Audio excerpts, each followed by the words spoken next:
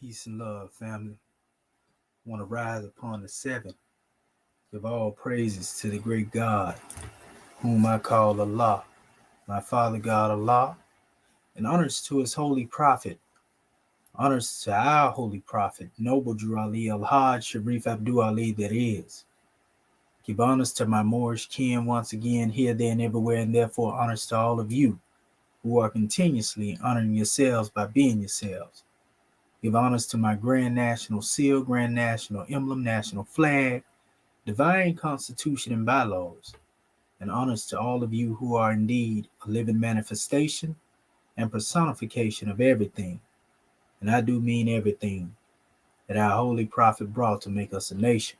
I want to give honors to our family and everybody that is on the manifest in this new era and time, uplifting fallen humanity, and everybody that's out here to do the work, of teaching the people, aiding and assisting the people, and giving insight to all of those who are truly seeking the truth.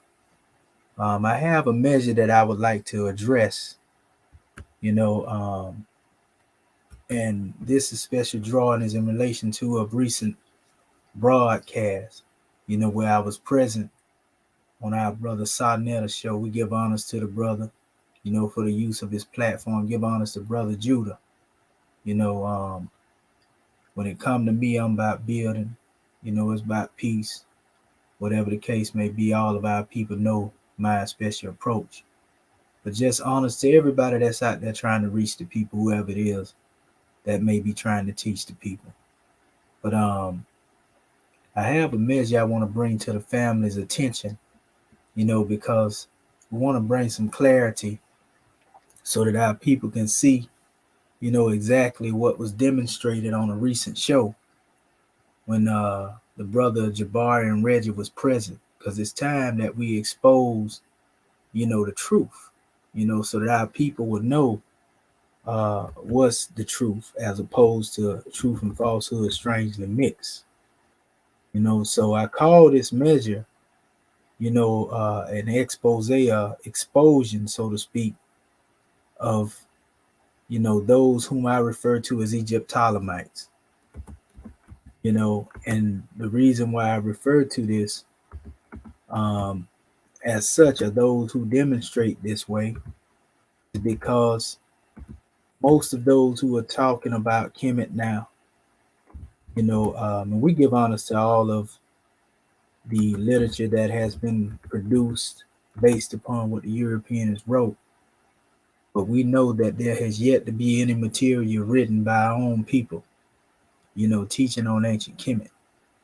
And so that's my purpose of going out there to put the truth on the manifest. But those who should be aiding and assisting, in a retranslation and going into this language, these are the ones who are standing in opposition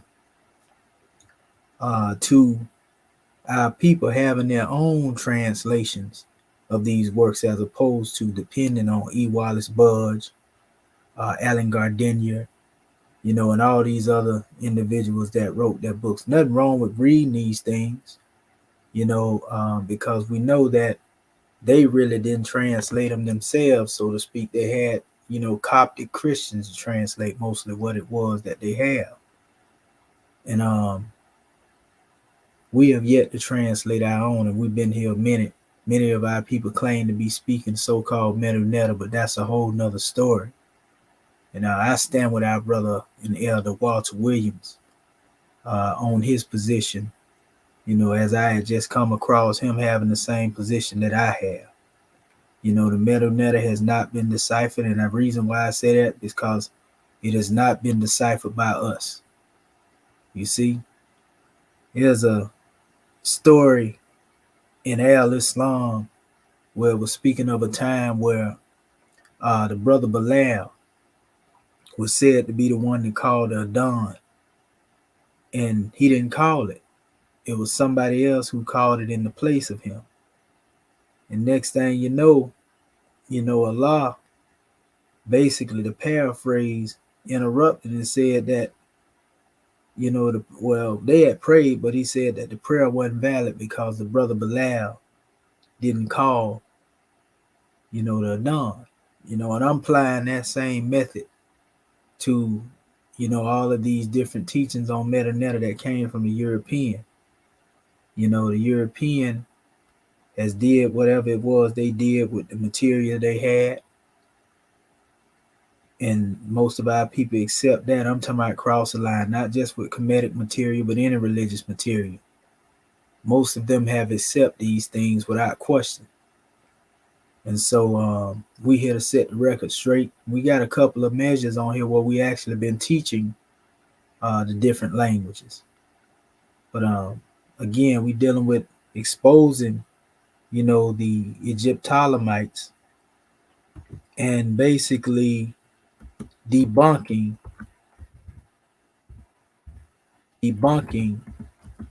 their selective research. Debunking their selective research. And what do I mean by this? This is where someone takes a particular portion of information, and go all the way around the world, and the truth is right there in front of them, but they are too disingenuous to speak the truth as to what it is, because in their mind, their whole goal is but to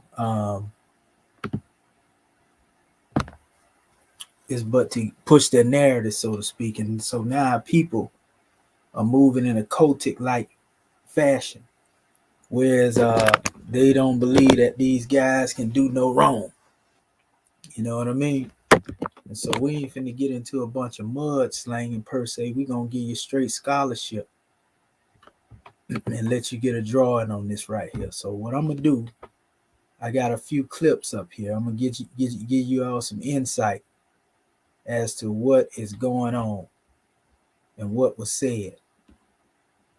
Let me go back in here. And I'm gonna show you how individuals try to come in and throw a whole lot of stuff out there. Okay, so these are some of the statements that were made that led up to this particular video here. You know what? Before that, I want you to hear from our brother, our elder, because they always like to quote this brother. Dr. Joseph Ben Yakanan. We're gonna get into another measure too on Dr. Ben coming behind this. Not Dr. Ben, but John Henry Clark. So check this out. This is what the elder said.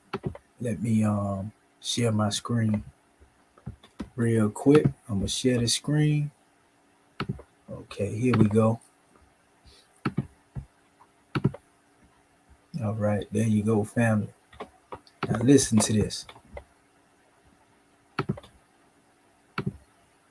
I've told you, the worst part of our enslavement is not the shackle on the hand, it's the shackle on the mind. What we have been conditioned, look, remember this, that the slave master doesn't train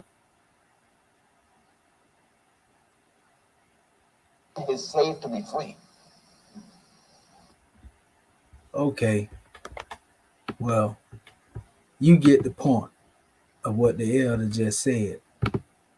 He don't train his slave to be free. You see?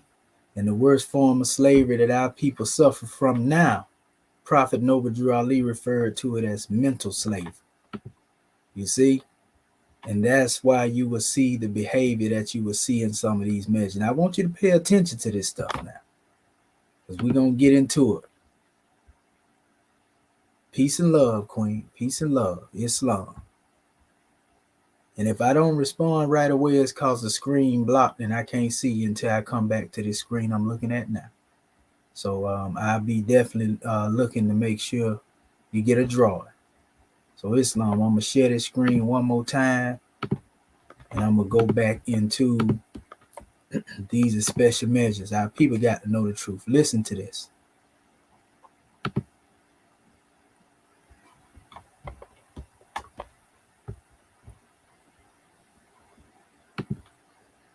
Then he tells you that kings were murdering servants. Kemetic Adept tried to say that. Couldn't name one king. There are many. Well, name one. Many. Name one, Middle Kingdom. Name one. Shame on you for speaking ill against your ancestors. You are treasonous. Treasonous. That's what the problem is here. How dare you? Okay, so there we go, right? And I don't care nothing about, being called, the things that the brother spoke. He say he demonstrate my eye. Now, I'm going to show you what's treasonous in a second here. Now, this brother said that we can't show no picture. I want you to hear this again. No video, no evidence or nothing. He didn't say it in them words verbatim, but he's saying that we don't have any proof of what I was stating to him, because he was dealing with a discussion with this particular brother Yara, and honest to that brother too, a Hebrew brother, and he was arguing about babies being slaughtered and killed, by a God of the Bible. So then he went back to say that he don't even believe that anything was in there real. So my question is, how can you establish a premises or argument based upon something you say don't exist? So that would mean if the stories are not true, that means, well, then you saying that God sent men in there to kill innocent babies, that can't be true either. All right? And then when I asked you a question, since you were trying to use that narrative out of the Bible, out of the Piscean records, I say, okay, well, brother, it's a measure in there in the book where it said that Pharaoh also sent out those to kill the seeds of the Israelites, the babies. And I asked the brother, was this, the Hikakasut Pharaoh that did this, or was this somebody that was actually of the original Kemites who was following the teachings of Ma'at that did this? So this is when the brother came forth and said he didn't believe the stories were true all of a sudden. See, this is how disingenuous this is. I actually gave the brother a window out. And this is the brother that they are championing, as if he's supposed to be, so knowledgeable in ancient teachings of Kemet. You see? And we'll get into that in a minute. I'm going to show you something. Listen again now. Listen to what he say. Then he tells you that kings were murdering servants. Kemetic Adept tried to say that. Couldn't name one king. There are many. Well, name one. Many. Name one. Middle Kingdom. Name one. Shame on you for speaking ill against your ancestors. You are treasonous. Treasonous. He said that right there with a lot of vehement energy, huh? So he's saying that this is untrue. You see, we can't prove this. And I actually posted, the names of a couple of kings. Like I told him, it was many. I wouldn't come forth to you and tell you something if I didn't have the knowledge of it. However, I asked the brother to show me some information, a proof of what he was saying, and he didn't show me. So I came behind him, and y'all know I always show my sources in any information I bring to the manifest. I came behind the brother, and I purposely didn't give a source, and then the cultists, that are following, his cult, when it comes to what he teaches, they begin to lash out. Oh, he didn't show it, but all the while your teacher is the one that couldn't show the proof. And so I dropped these things in the timeline, in the inbox, the live chat. And there were also people that went and did their own independent research based on what I said, and they actually said it in the comments. Man, I just went and researched what the brother Commission Adept said and found out that, he was right. So I'm gonna show you something that go beyond this, because this brother said, again, I want you to hear. That's what the problem is here. How dare you? Then he tells you that kings were murdering servants. Kemetic Adept tried to say that. Couldn't name one king. There are many. Well, name one. Many. Name one. Middle Kingdom. Name one. Okay. So now we're going to show you what we was talking about. Because like I say, anytime I say something, I'm going to prove it. First and foremost, these are all the kings right here. King Aha, one of the first and oldest according to this record right here. You know, it speaks of the first dynasty of Egypt. He was known also as King Hor-Aha. According to Ellen Morris, he had 35 retainer sacrifices in his tomb, 12 in the 3 surrounding tombs, enclosed in his funerary complex, right? So these measures dealing with these graves had to do with different skeletons of those who were sacrificed at this particular time. This is according to the record. Now, some people may say, well, oh, this is coming from the European scholarship. I agree.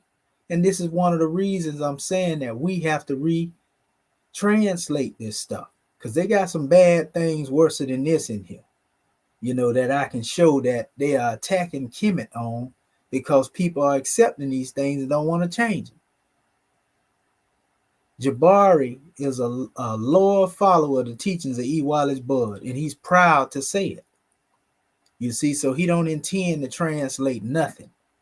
And he don't even know it if he wanted to anyway, because he think that you can translate symbols as a language. Here's another king, King Jir, right? Our son and successor, he had 318 retainer sacrifices buried in his tomb, right? And 269 retainer sacrifices buried in enclosures surrounding his tomb. You see? And it says, Dr. Connor believes that more than 200 graves are found in King Jir's funeral complex. These are retainer sacrifices. You see? Now, this is something that, you know, the Europeans saying they found, right? We don't take what the Europeans say and run with it. But I'm saying when they begin to translate stuff and archaeologically dig up things and search for things, and we are not there to vet it, and we don't vet it, this is what's on the manifest. So this is on the record here. I was trying to give him some insight to see that you making an attack on the Bible saying it's unreal, the prophets wasn't real, and at the same time, the people was killed by God. That's an oxymoron. If God ain't real, the people ain't real, then nobody got killed. You see? But then when I bring up the same example from the same book you saying people got killed in, again, and I say, well, it was a pharaoh that went and killed, you know, babies, according to the text. Who were they? Who were they, the Hyksos, or were they the Kemites? I don't believe it was true. I don't believe. You see what I'm saying? You can't have it both ways, Jabbar. That's disingenuous, brother. But see, the thing is being that you got people following you in a cultic-like way, you know, and that's on them. They choose to do that. We ain't mad at them for that. If they look at you as their teacher, all is well. But we're going to expose you right now, though. We got to let the people see that you disingenuous. Either you didn't know it, maybe you didn't know what I brought to you, because that has an effect on people too. You know, people sometimes don't know what it is you bring into them. They unfamiliar with it. So it make them get a little hostile. And that explains why you call me treasonous. You see, and all this stuff here, right? Listen to what it says. King Jet had 174 sacrifice retainers buried around his tomb at Abydos, and 62 retainers buried around his tomb at Saqqara, right? King Den, after his death, 230 individuals died simultaneously, right? It said for something or someone extreme importance. It said once again, it is highly unlikely that such a large number of individuals would die all at once of natural causes. And it can be inferred that these individuals were sacrificed to serve King Den in the afterlife. You see? And I mean, it goes on and on and on and on with these retainers, you know, and all these bodies you see that was there. That's just, you know, the written part of it. Now, anytime you're dealing with primary sources, you either dealing with people that was there, you deal with some type of archaeological proof, newspaper clipping, newspaper articles. I just gave you what would be more like secondary information right here. Now I'm gonna give you the primary information in relation to dealing with this. Since he say that we don't have proof of this, I want you to hear him again before we move on. What did he say? Then he tells you that kings were murdering servants. Kemetic Adept tried to say that. Couldn't name one king. There are many. Well, name one. Many. Name one. Middle Kingdom. Name one. Okay, so you see, I just named them, right? You're speaking ill against your ancestors. You are treasonous. You see that there? Now watch this. We're going to go beyond all the talking. And we're going to go beyond the information that I said out there. Now look at this. Many have long doubted that the ancient Egyptians practiced human sacrifice. Now evidence unearthed in an ancient Egyptian necropolis is proving them wrong.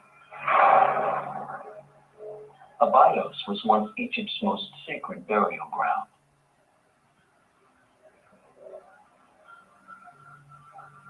The Egyptians began entombing their dead here 5,000 years ago, 2,500 years before they built the Great Pyramid. Among the thousands of graves, archaeologists have found the tombs of the first pharaohs. Matt Adams has excavated around these tombs, and the evidence he's uncovered reveals a dark side to the early Egyptians that no one ever suspected. Each one of these graves was built inside a great pit that was dug into the desert. The graves were dug all at once, and they were filled all at once. This gray, crumbly material is actually mud plaster, and this mud plaster was laid down after these tombs were sealed over the whole area. As Adams sees it, there's only one conclusion to draw. These people did not die one by one, and were not placed in their tombs one by one as they died naturally. All of these graves were closed and sealed at exactly the same time. They did not die naturally. It was a mass execution. The king's servants, noble retainers, even members of his own family, were killed and buried so that they could accompany their master to the afterlife and continue to serve him. Archaeologist Gunter Dreyer has unearthed hundreds of these sacrificial victims. Another skull is coming to light, and it seems to be the skull of a very young person. You see the rib here? It's very small. A child, now maybe 10 years about. Every one of the victims Dreyer has unearthed was young, none older than 25. You hear that? They was all young now. None older than 25. The bodies of Abydos show no signs of violent death. But it's unlikely they were buried alive.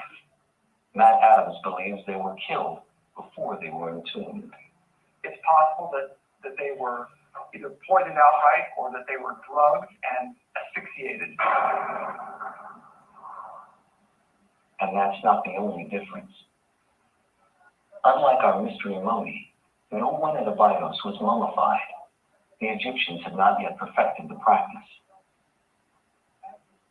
And the evidence also shows that human sacrifice ended here soon after it began. The Egyptians realized that the price was too high. Some of the best and brightest were being lost, and they simply couldn't afford to continue sacrificing these people to go with the king. All right. So there we go right there, family. That's my hard proof right there. So want to go back to what this brother said again, what he said about commission. What he say? Then he tells you that kings were murdering servants. Kemetic adept tried to say that. Couldn't name one king. There are many. Well, name one. Many. Name one. Middle Kingdom. Name one. Shame on you for speaking ill against your ancestors. You are treasonous. Treasonous. There you go. And I was actually quoting the book in Exodus when it talked, everybody familiar with it biblically. I ain't even got to pull it up. You know, where it talk about when Pharaoh sent out, those to slaughter all the men, the young seeds, the young boys, and from this special measure, this was a custom. So I gave the brother a wonder out when I asked him, was this the Hyksos, the Hyksos suit, or was this the actual Kemites, that was loyal to the teachings of Ma'at? He didn't catch the alley-oop, and he was too busy trying to defend his position. See, now he looking crazy out here because we done exposed a certain measure. We got a little bit more. We're gonna let you hear some more. Let me see. All right. Peace and love, family. All the people that's in the room. We're gonna let the people know the truth. All right. Let me see right here. Let me go to these other clips they got in here. Because I see everybody over there, they think he done did something, by trying to cover up something. But we're going to show you how disingenuous these people are. We're going to get Reggie too, since he jumped in the situation as well. He doesn't follow the Gregorian calendar, yet he tells you. I told him I don't follow the Gregorian calendar. Listen to his logic. For 30 years. Listen to his logic. He does follow the Gregorian calendar. I heard that. I think that y'all think that I'm missing when y'all say some stuff that don't make no sense. See, that's psychology right there. That he's speaking to the audience now. Doesn't follow the Gregorian calendar. What a calendar of what then? How do you know it's been 30 years, brother?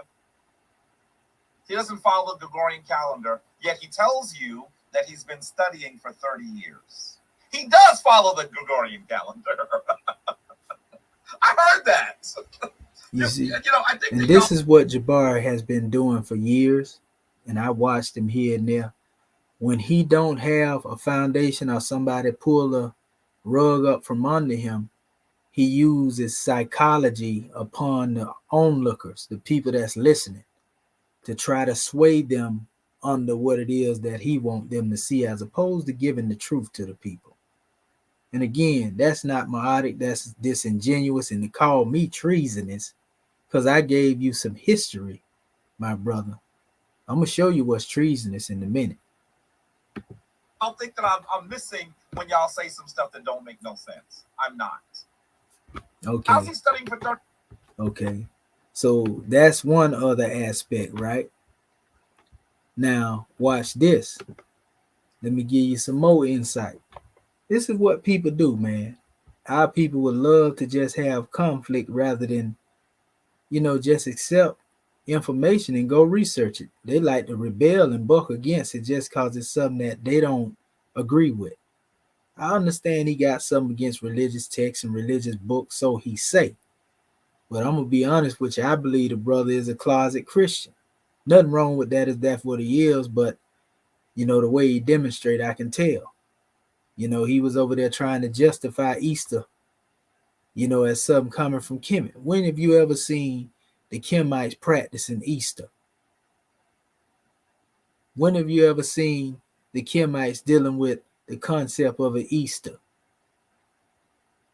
I'll wait.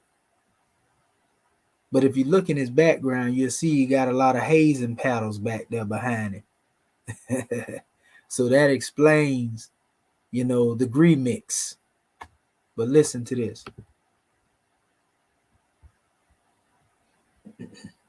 And they would try to explain that this is okay by saying that Una says that he killed someone. That we have mummies of servants that we knew died. Notice they didn't name one. Not one. Not one. Now, you seen that? You see that? Now, we just gave you names and we gave you tombs. Names of the kings and the tombs of those who died, and most of them was young, right? Not one. Not one. You are not going to find this. What he say? He say we ain't gonna find it. We ain't gonna find it. Didn't we just show it to you? Did we not just show it to you, people? I guess he didn't get the same thing memo. that our brother, Kemetic Adept, who is doing something, he's not actually following history. And then when you ask him, well, what year? He says, I don't follow the Gregorian calendar. What? See, he harping on that right there. He don't like the fact that I told him I don't follow the Gregorian calendar. I'm going to show you what I follow when it comes to calculating time in a few minutes. What? We got You our gotta own follow calendar. some time frame. You can't just smack We Moors got our own calendar, family. it together and say you don't follow the calendar. You can't actually do history if you're doing that. I don't care what year you use. Tell me the distance between them. That's the reality. He doesn't follow the Gregorian calendar, yet he tells you that he's been studying for 30 years. He does follow the Gregorian calendar. So, now you get into the antics and, this is what he's used to, you see. And everybody, call this scholarship. I call it dishonesty and being disingenuous, and a lot of selective research is going on here. You see, that's all it is. So now I'm going to give you the concept on what type of calendar we demonstrate over here, just so you know.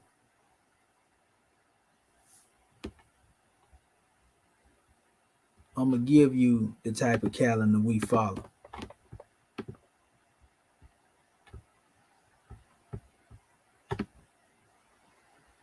Okay, give me 1 second here. There we go, right there. And it's very simple. It's very simple, family. Because before there was a Gregorian calendar, time was kept by the ancestors, by the Kemites, even though we teach time never was when man was not. But we measure time by cycle ages. In fact, right here, if you know anything about time, you learn here, this is what the calendars come up with the European. It says here, listen, Indologists. This is a very important word here because these Indologists and the founder of this here concept was a European who founded the Asiatic Society in Bengal in 1784, William Jones. The very small time period that ruins are attributed never seemed right to the Hindus, who assumed the Indologists were allowing a Western bias to shape their theories, which of course is correct, whether the theories are correct or not, as the chronology they worked out was dependent on the timeline of Mesopotamia, who the Harappians were trading with. This has resulted in many Indians and Pakistanians, writing scientific dating as opposed to the hearsay approach that the early Indologists were forced to use, right? The Indologists in the 1920s through the 1950s that worked out the timeline of the Indus Valley civilization were dependent on the Areologists that were being primarily funded by and breasted and therefore worked out a timeline for the entire civilization that spanned 330, we can say 3300, pardon self, to 1300 BC. This is why you'll see them say, the lower and upper Kemet, you go back to the oldest period, you start from 3100 BC or 3300 BC. And you know how many different Gregorian calendars out there? Some of them say 2600, 2400. Some say 1500. And all of them Gregorian calendars now. And this is why I don't get wrapped up in the European timeline. You see?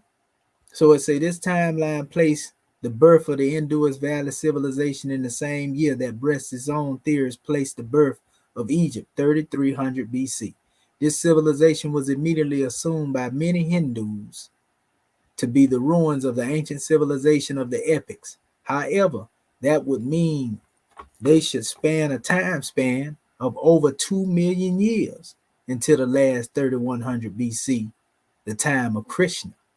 And what they are referring to is the time that they use in India, what they call the Yuga calendars, the Kappas, which is the day of Brahman, which is like 4.32 billion years.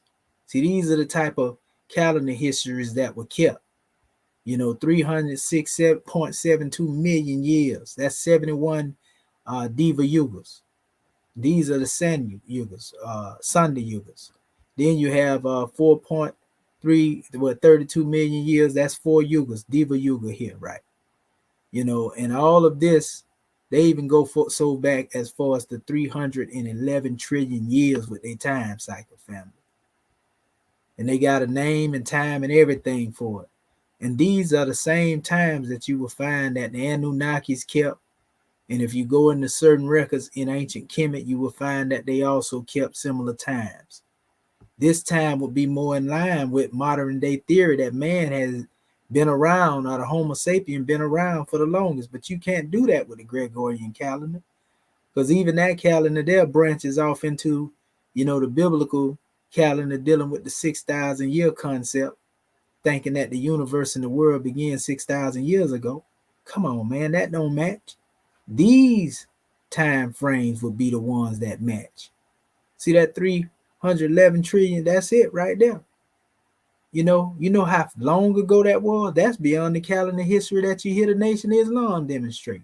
Further, they go back as 7-8 trillion years.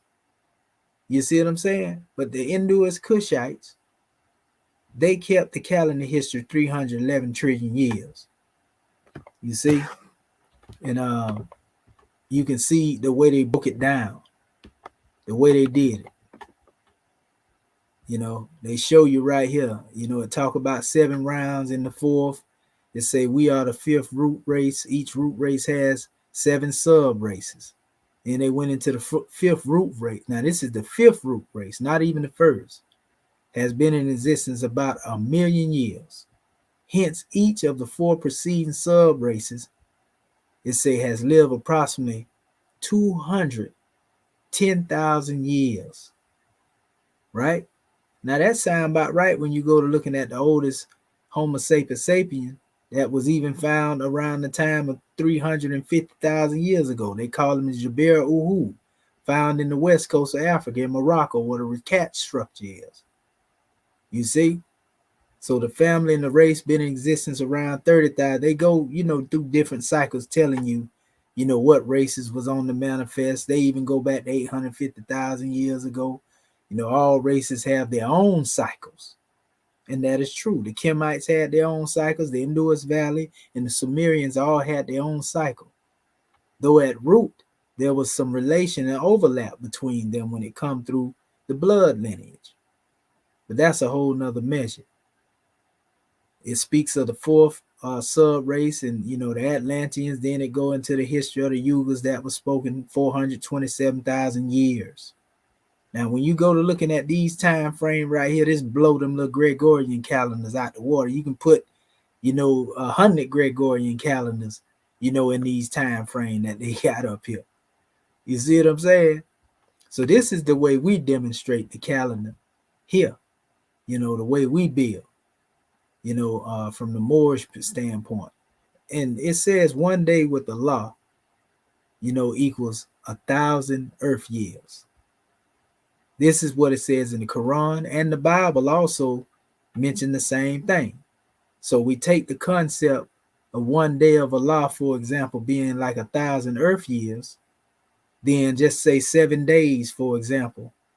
Just let's say 1,000 earth years represent one day of Allah.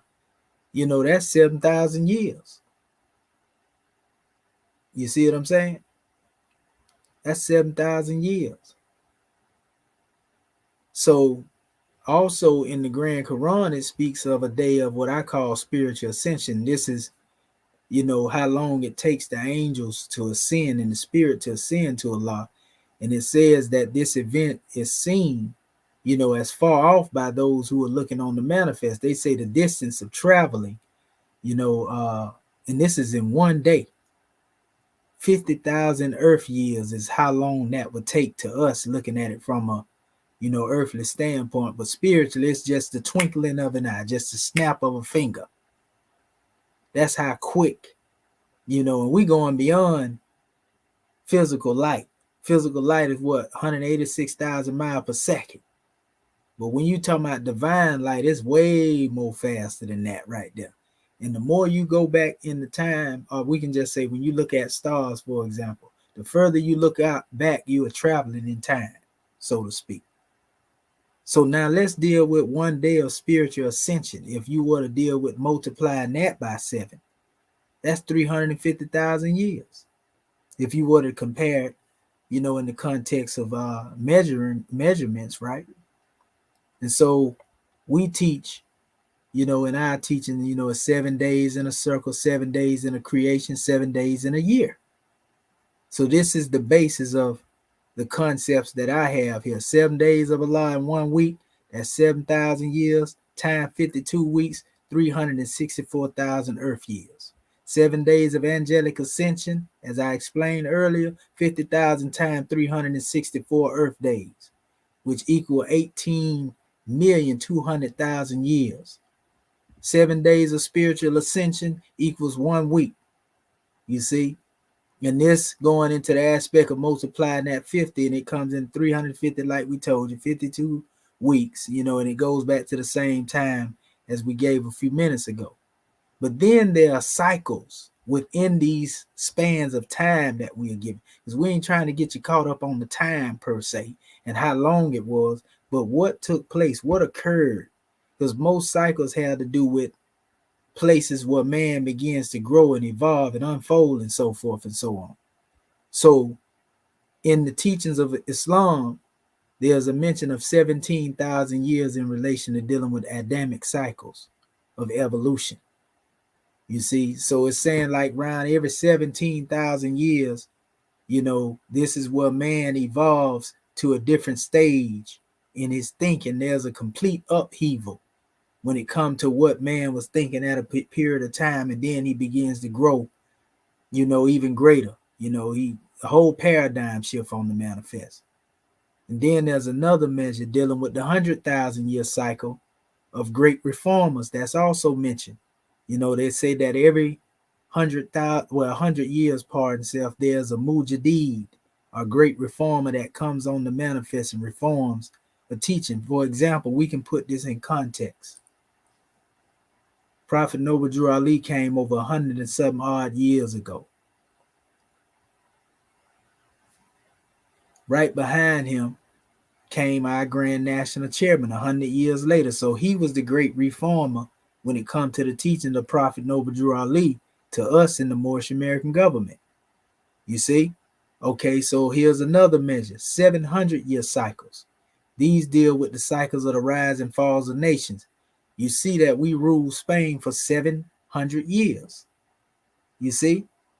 And if you go back 700 years before that, you'll see another major people that was ruling that fell in another area.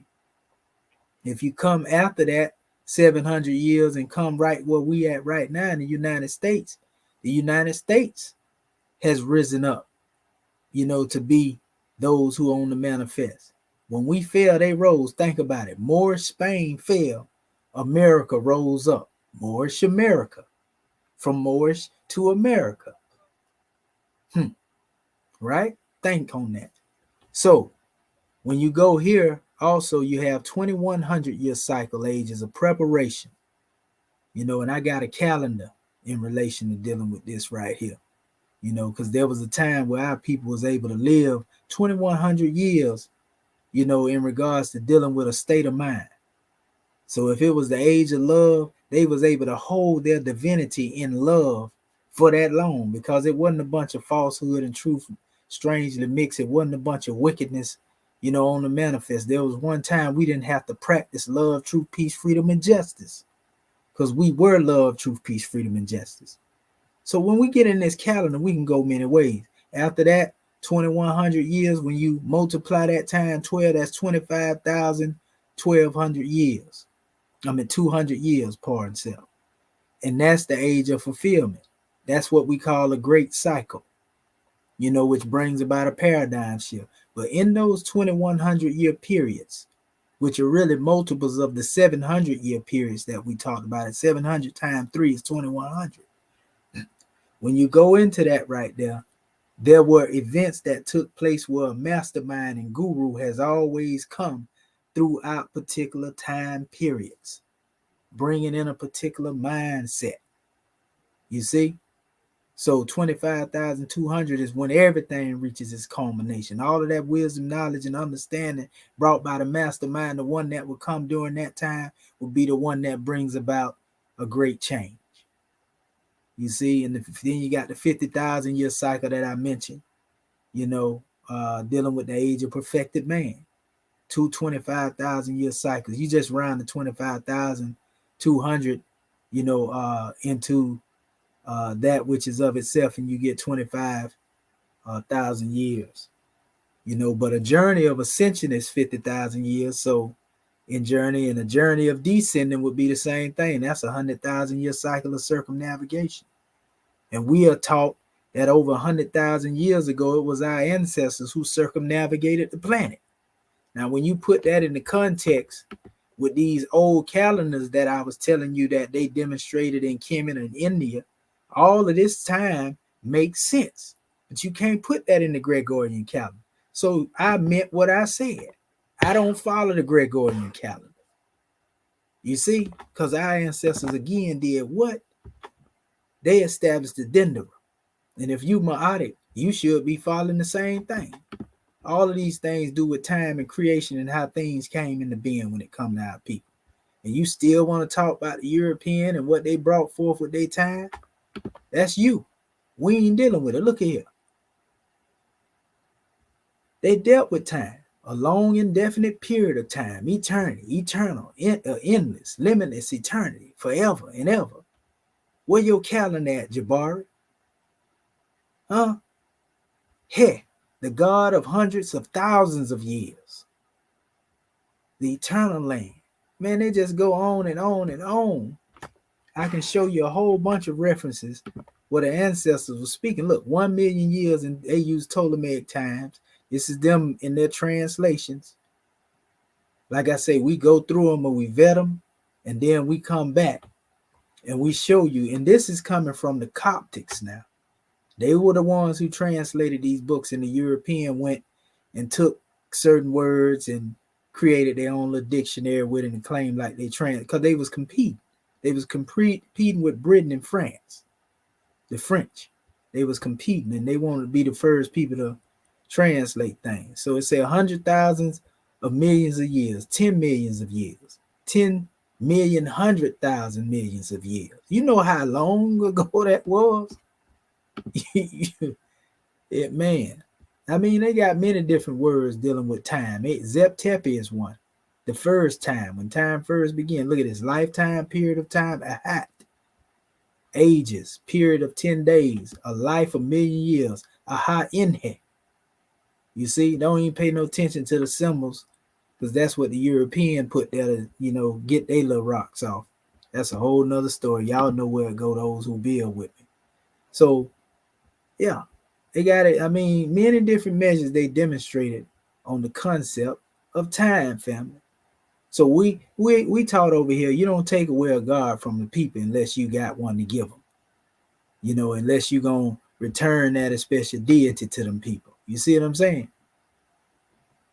So don't come to me talking about no time. You see? You see? You say, Islam, did I see the brother Smash Rockwell rebut my presentation on the Sarnetta show? No, I didn't see it. But now that you said it, I'm going to go check it out. A lot of them want to rebut what I said. But a lot of people love actually the presentation I gave. And that's why Dr. Reggie came into the gave a rebuttal, a slick rebuttal in every bill I done been in that he could basically see. But none of them can prove me wrong. I'm finna let you hear some more of this ridiculous stuff that they be talking about. Watch this. I'm letting you hear what they say. I done showed you and proved what I had to say. I proved it even in the thread when he was there. But watch this. Watch this. And I'm finna show you something about this so-called rebuttal. I definitely want to check that out too. This smash. I ain't never heard of a smash rock well. Listen to these guys. Listen to this.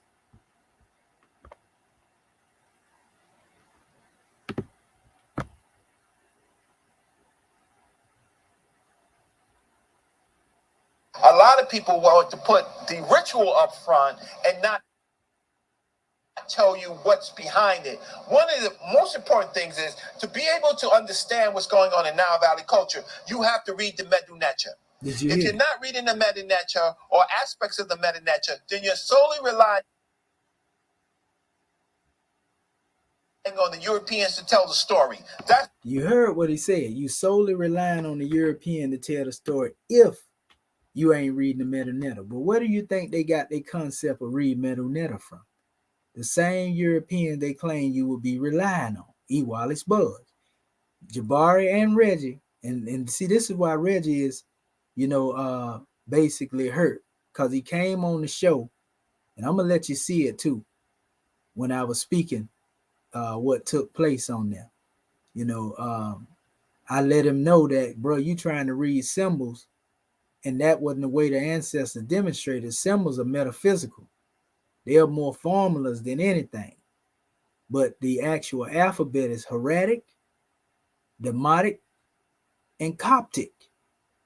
None of you, or no so-called Kemite, who have come before us have yet to take the original papyri and translate from the papyri. And he had to bow down on that. And so he been on my heels ever since, taking little slick shots. And when Saw asked him, did he want to get in the ring on it? I'm 57 years old. You know what I mean? So he like to hit and run. This is what Reggie do. Every chance he get, I can show you numerous videos. When I get up there, he always come back behind me and try to dilute. I'm finna expose him too in a second here. But listen to it. You see what he said, right? He said, you got to know the Medu Neter. You don't know the Medu Neter, Reg. I proved that the other day. You know the European interpretation of the book. Now watch this. Watch this. I got more. See, they falling on their own sword right now. Some people believe that's honorable, though. Watch this. Listen to them. Don't let them get away, family. So that everybody in their traditions. I don't know why this thing is buffering like this right here, but bear with actually comes to a point where there are some people who are exposing the higher traditions and there are others that are not. And I think that you should also understand that this takes work. Some of what I'm describing to you, some of what I'm describing to you and the way that we clarify it is stuff that I'm not even supposed to share with you. So that everybody in their tradition, he don't supposed to share it actually comes to a point where there are some people. He said he don't supposed to share it with you. So wait a minute. You know where that come from, family? I told you he got them hazing patterns in his background. He come up through them sororities and fraternities. We didn't keep secrets in Kemet. We kept things sacred. It's a difference between keeping something a secret and keeping things sacred. Listen to him, family. You got to listen to him. See, all that stuff look good. You know, that $100 bill look real good until you put it up there in the light and it ain't got that strip in it. You see what I'm saying? And it's still a bogus fiat anyway. But nevertheless, we're using the analogy to deal with these ones. They look real good talking to a bunch of people in so net intelligence, you know, in misdirected eloquence, with the illusion of inclusion, so to speak, that they demonstrate under their delusion. You see, it look real good when you don't know no better, but somebody that's learned, we can see through that. And so when we begin to question you, now we treasonous, right? I want you to see this other clip. Listen to them now. Listen to them. They can get this stuff by on our people. They ought to be ashamed of themselves. It's an insult to the people's intelligence to feel like because they don't read as much. We have to get past the point where the things that we were taught in those traditions, we recognize that some of them are not from the highest teaching and that there are higher teachings. And let me also say this to you. I think that if you go to any tradition, you will find people that are not practicing the highest tradition. And part of that is also because some of those people who are practicing are not connected to institutions. Some of those people who are practicing are studying only on their own. Some of those people who are doing all those things don't have the ability to be learned. We have to get past the point. He said people studying on their own. Now, y'all don't know who this man master teacher is, right? And I ain't got nothing against the elder. He all right, you know what I mean? But let's just look at it. His elder wasn't taught by a master teacher. His elder, worked on the police force in New York. And he decided, I guess he said he was studying Kemet the whole while, Baba Heru. And so he started his own tradition, wrote his own laws of Ma'at. He didn't translate them. He made his own laws of Ma'at up. And so that's who Jabbar's teacher is. That's who his priest is. You see what I'm saying? He learned it on his own. You see? And then later he started taking trips and so forth and so on. He studied the traditions on his own. So what is he talking about when he say people are studying on their own? What's wrong with studying on your own? Because he's trying to demonstrate from a cultic standpoint. That's why he's selling everything. I got lesson for sale. You know how long I've been teaching and how many videos I done put out here? I ain't out here selling nothing. You know how much free material I done put out here in the internet that could have been put in a book? And I'm compiling stuff now in book form as well. But, you got one out here literally giving courses, trying to take the European concept, and make a living, off of basically a misinterpretation of the teachings. You see, and you can get away with that prior to me coming forth.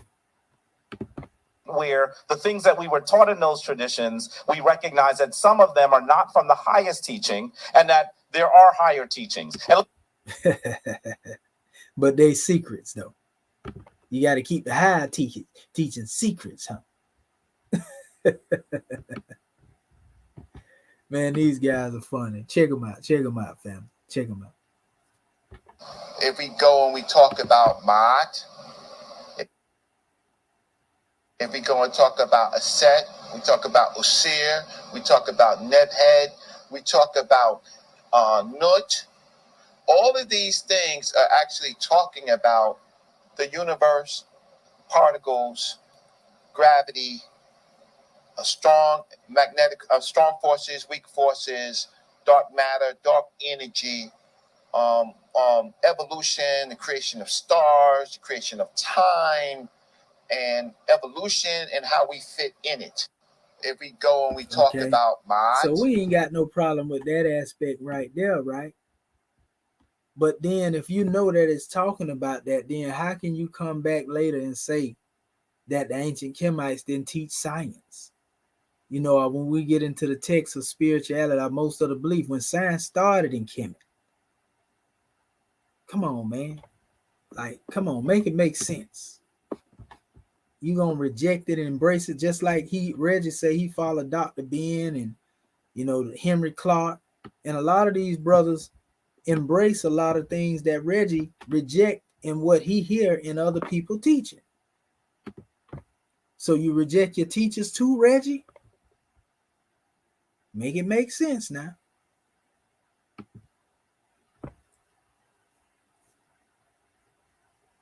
I don't believe in the mythology. I don't believe in any of the mythology. You hear him? He don't believe in the mythology of Nile Valley culture. This is the same thing with Jabbar. If you don't believe in these things, then how can you use them as principles like you just used them in the other portion of the video? I believe that they represent this principle. They represent that principle. But you don't believe the mythos. We have a saying over here in the Moorish paradigm, if the prophet ain't right, the temple ain't right. So if the mythos ain't right, then your analysis ain't right, Brother Reggie. Of the mythology. I believe they're all teaching stories to talk about science. I don't believe in the mythology. So, just by virtue of you calling our people's teaching mythology. Myth is based upon legend, that are based upon truth. So see, all this come from going into these different places of Western academia and embracing that as your truth. That's what happens when you get truth and falsehood strangely mixed. Oh, we finna really expose him in a minute, though. Wait for it. 2, is it inspired and consistent with what they did? In other words, one of the things that my teacher, my spiritual father, Baba Heru Ankara Samaj Se Patah, brought into existence was a ritual called the opening of the way. The opening of the way, according to the way it's described, is not something you will see on the walls. See that? 2, see that? is see it that? inspired See what I'm saying? and consistent? It won't be. Something won't be seen on the wall, but it's all right when they do it. He can make up his own opening up the way, and I agree. But why, when somebody else bring measures forth, they pseudo? They don't know what they talking about. You see what I'm saying? This is cultic behavior, family. This is selective research. That's not Ma'at. That's not the teachings of Tahotep that this brother claimed to uphold. He called my name out in the video and called me a liar. You see what I'm saying? And it don't bother me, but I'm just showing him that, I proved everything I said. And the information is here for the people to see. So the wise see, Brother Jabari. You see what I'm saying? Like I told you, I ain't finna go back and forth with you over no Gregorian calendar. Check him out. Check him out. Science, quantum physics,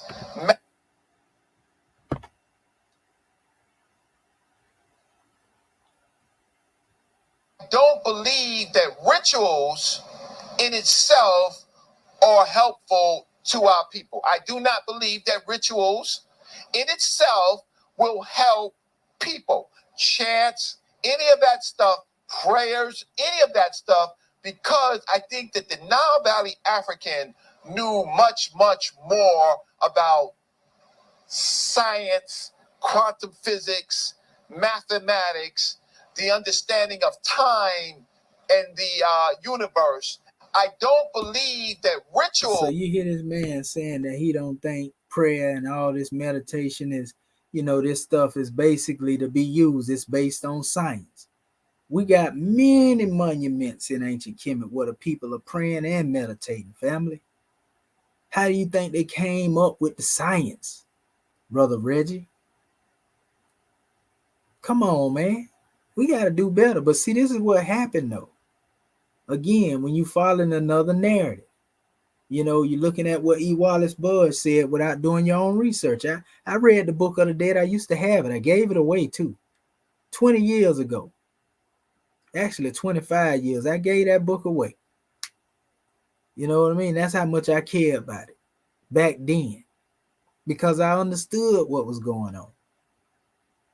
We have been at the mercy of European translations, since we've been here. So my challenge to all of you brothers, talking about you Kemetic, or, you follow any doctrine, translate your own, because that's what we getting ready to do. So our people have some of their own that they can read from. You see? Come on, man. Stop it.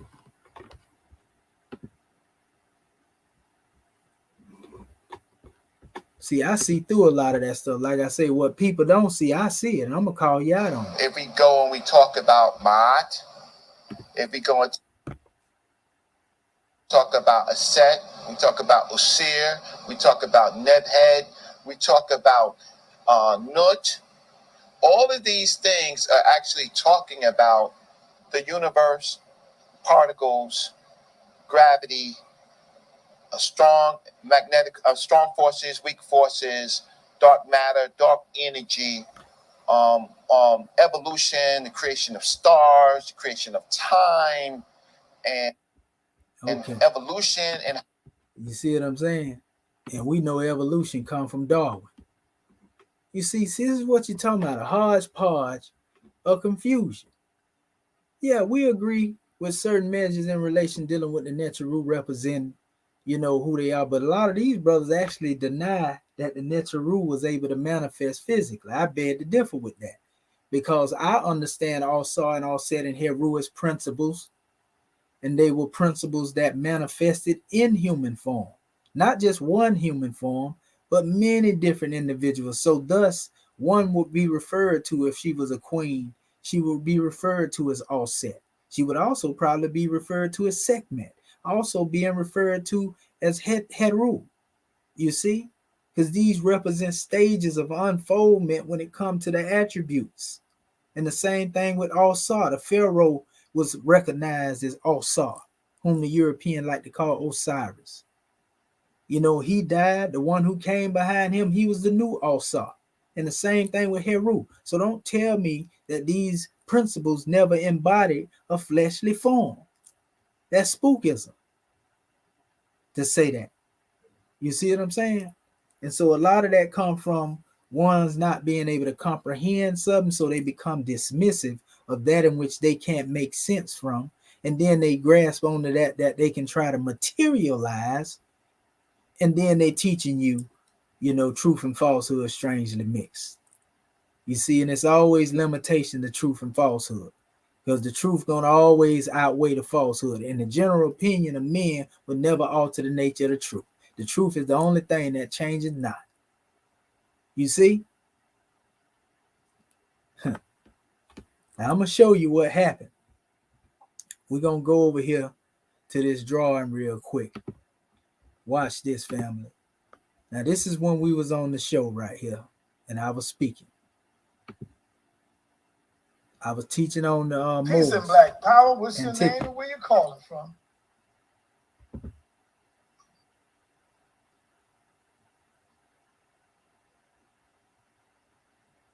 Peace and Black Power family. What's your name and where you calling from, sir? Not yet. Hold on. It's trying to connect. Peace and Black Power. What's your name? Where you calling from? Peace and Black African Power. This is Reggie coming behind me after I just demonstrated. People Reggie? love what I demonstrated. Hold up, Reggie. Hold up for 1 minute. You see the people comments Don't start right nothing. here. It won't be nothing. All right, let's go, Reggie. You got the call. My good brother, the Commission Adept. Peace to you. Can you hear me? I don't think love, my brother. How you Shimo Tepu, Uncle Ajesanel, brother.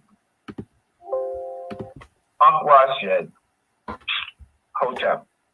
I just want, there's a couple. Now, for those who don't know what I just said to him, I said life, health, and prosperity be upon you, Uncle Ajet Sanel. And, notice he said Uncle Ajet. Life and health, but he left the prosperity off. Just in case y'all didn't get it. Go ahead. First, Dr.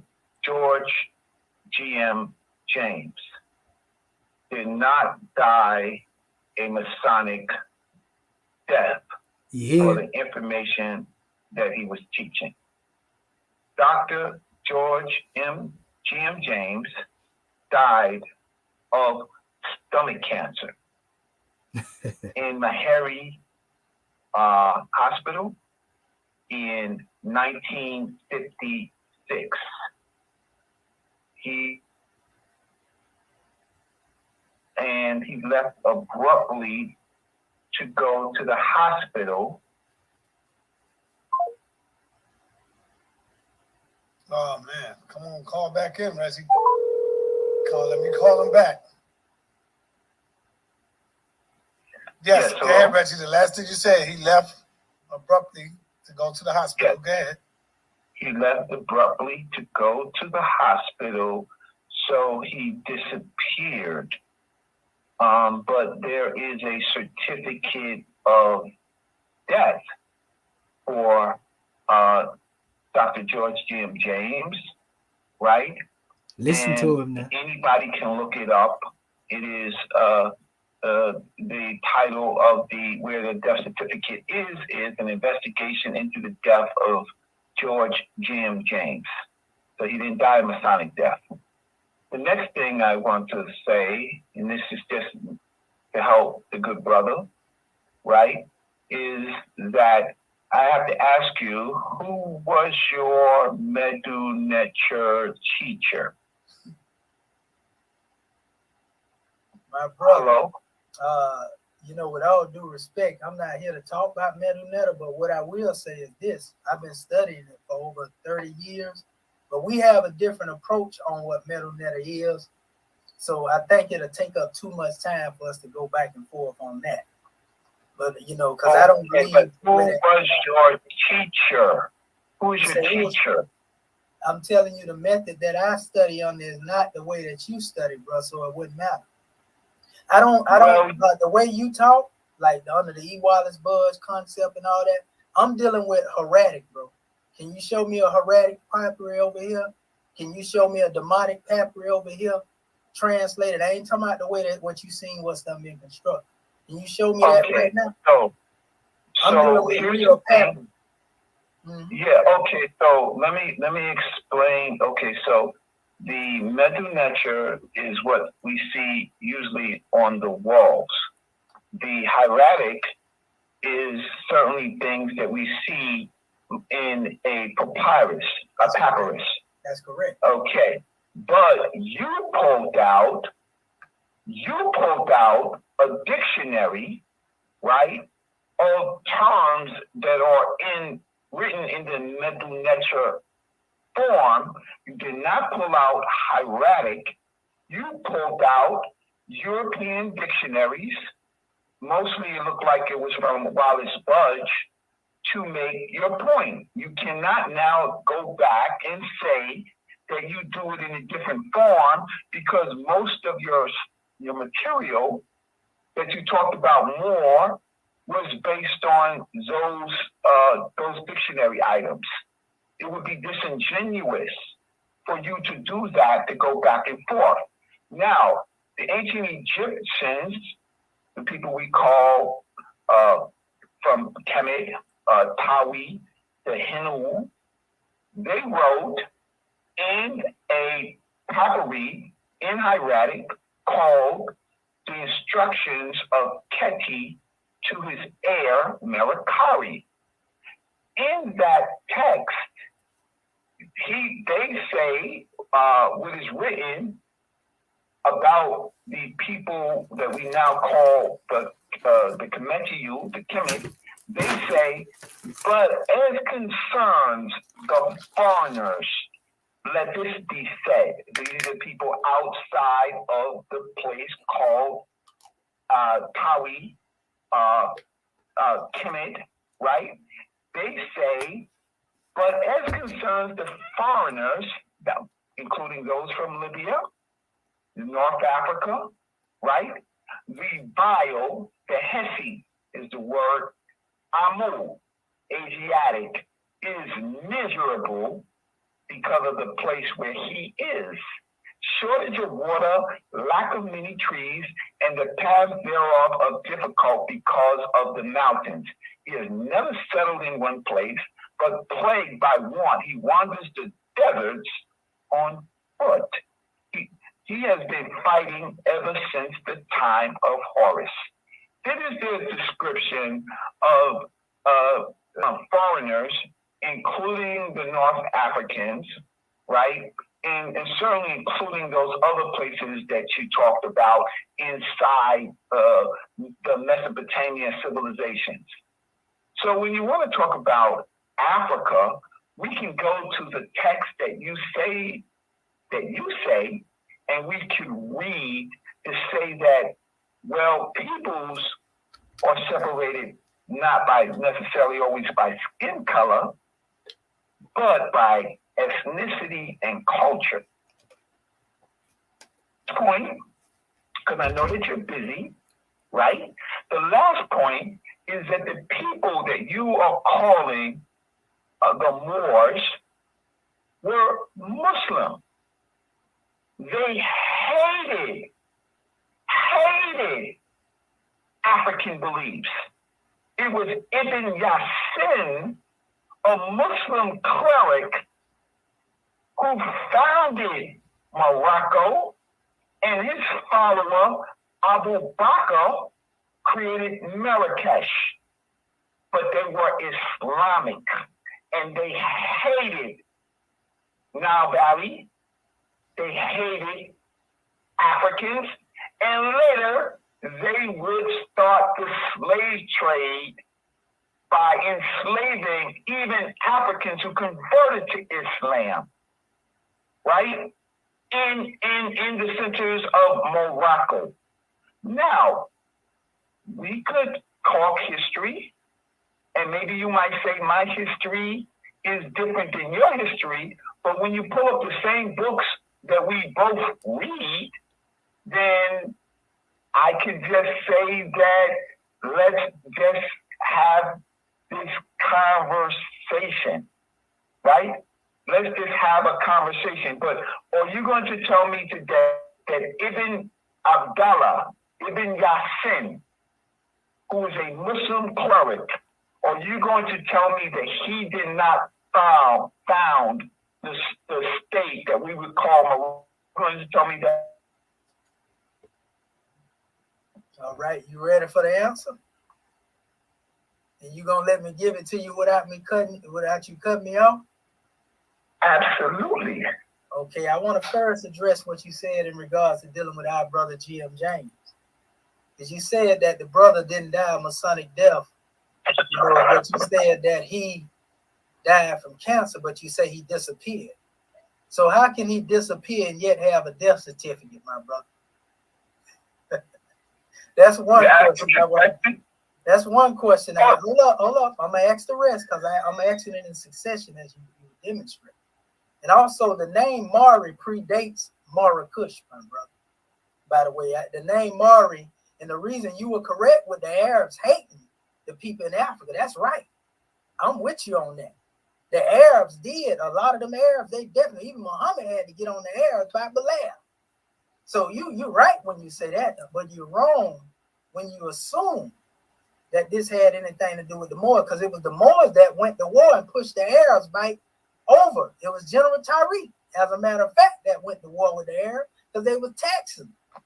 So that the Moors never really accepted that teaching of what we call Abbasid Caliphate. You know what they call Sunni Islam. The Moors follow what we call Tasawwuf. They followed Sufism, which made them more of an enemy to the people. If you go into most Africa, you find Sufism there. Guess where Sufism come from? Dhul Nun. Who was Dhul Nun? He was an Egyptian. So they kept in line with what we would call the teaching of Kemet, even in their traditions. So yeah, my brother, our side of history, when looking at it, is slightly off, but not too far where we can't come into some understanding. Because also when it comes down to dealing with this European and his history, we teach that it was the Moroccans that enslaved the Moors. In my body, we teach that. But the Moors and Moroccans are two different people. And they, to be honest with you, the Moroccans, they also come from us too. They are children too, the children of our ancestors. But they are basically the ones who actually came in and rejected a lot of that lineage. So when you look at Morocco today, there's a lot of Zionists that have infiltrated Morocco. That's why there's no sultanate there. You see? That's why they're calling themselves kings now. The word sultan itself comes from Kemet, which is Sutek. Now, when you get into the doctrine of ancient Kemet, and when I was reading that to was you, I know, Sultan. bro, and I can share it to you if I have to. But I hope that you are ingenuous enough yourself to embrace the fact that E. Wallace Budge didn't translate that book. That it was the dermatologist, and he said in his preface, it was Christian Coptic Christians that translated that book for him. And they translated it in Demotic, they translated it in Hieratic, and Coptic, or Hecopta. The symbols that they have up there was their way of putting together Meruneta so that they could understand it. And they did that from what Champollion was able to so-called, quote-unquote, decipher from a Rosetta Stone that came on the manifest during the Ptolemaic dynasty, my brother. The Rosetta Stone came later, Brother Reggie. So when you get up there and you're reading it, those Clement or Alexander who came before Champollion, the ones who studied up on the Plato, my brother, they tell you that the hieroglyphics were never meant to be an alphabetical language. It was meant to be understood metaphysically. It was meant to be understood figuratively. It was meant to be understood in that type of the alphabet dealt with hieratic language, Demotic language, and what we call Hikapta that came later. And Egyptian Arabic came out of that. So that's where we differ at. So I don't accept those symbols aside those words as the text. I understand the symbols was put there to bury the text, so they will have you thinking you deciphering symbols by looking on the wall while you should be looking in the paper. And that's why the majority of the teachers claiming they teach Medu Netta right now is dealing strictly, my brother, with symbols that they'll never find meaning from because they haven't went to the paper. Let me show you one example, and I'm going to stand down and let you come forth if you got anything you want to say, but I'm going to show you an example of what I'm talking about. See, I ain't going to never tell you something. I studied with a lot of 5%ers back in the day, and one thing I learned from my brothers was show and prove. You see what I'm saying? So what I'm going to do, I'm going to show you this right here. This is the original papyri right here, a hymn to your searching.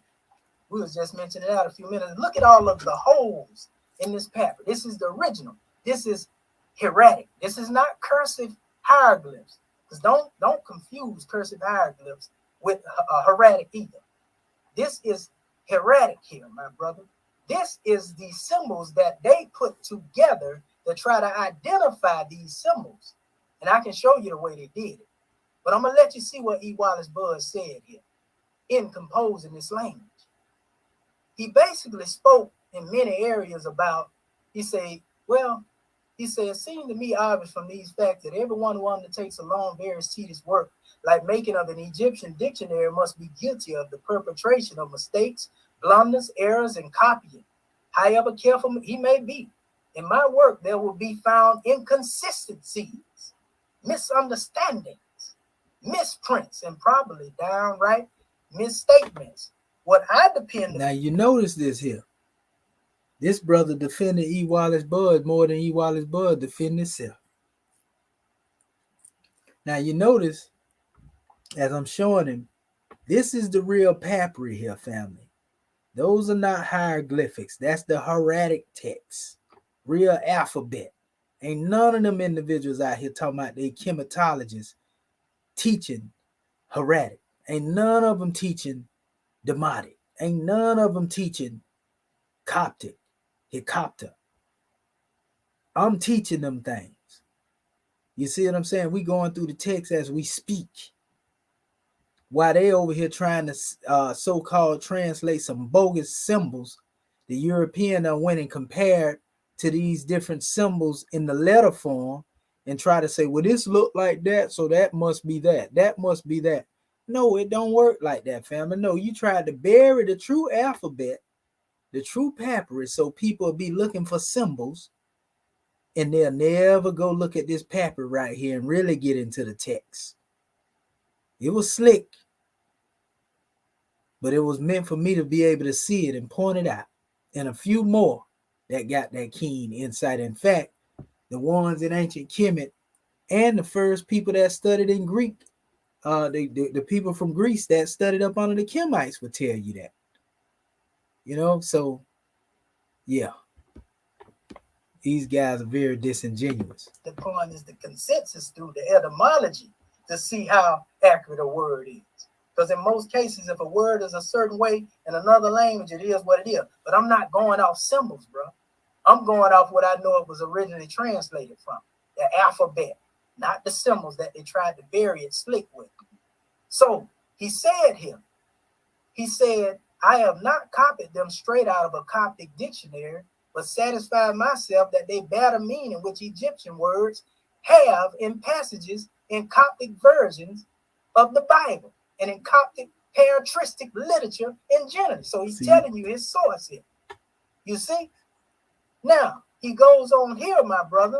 He said, among the words given in this dictionary are many which are derived from demotic texts.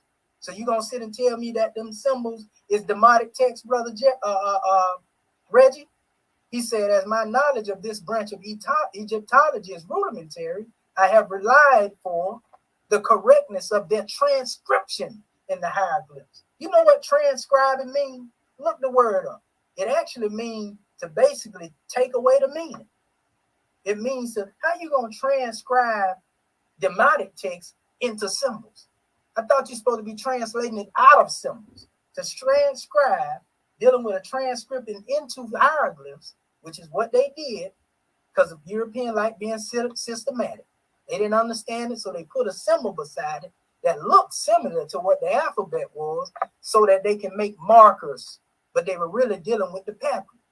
So it says, chiefly upon the works of erratic genius. You know what that is? Guesswork. He said, these scholars have shown that the demontologists are able to transcribe the demotic text, which is the second inshot, into hieroglyphs. So the European went and took the demotic text and put them in the hieroglyphs, told you that the symbols represented the language, but in all actuality, them symbols just something to hide it and keep you looking for symbols instead of the alphabet. And that's why you got all this demotic, erratic text out here that ain't been translated by our own people, because we are lazy enough to accept what the Europeans say because it sounds good, and we think that he's telling us the right thing. This is Wallace Bud saying this now, the man who wrote it. He said Birch's view that they were unable to do this is no longer tenable. It says about the correctness of the meanings, many demotic words given by them, there can be no doubt for the equivalence of a great number of them, and their counterparts in form are to be found even in existing Coptic scalae. Man, I got whole Coptic texts over here. Don't make me pull them up, because I will. I'm going to stand down right there. All right, Brother Reggie, you there? Yes, can you hear me? I hear you now. Okay, great. So look, I'm not your enemy. After all that truth I gave him, he felt like I came at him like he was my enemy.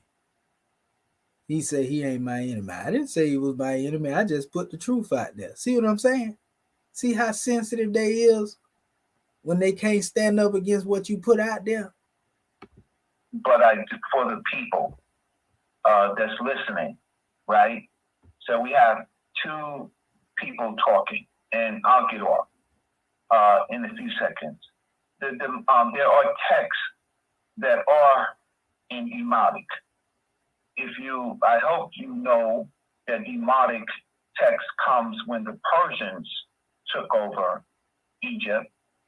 And so with Xerxes and Darius, they began at that time period changing the language.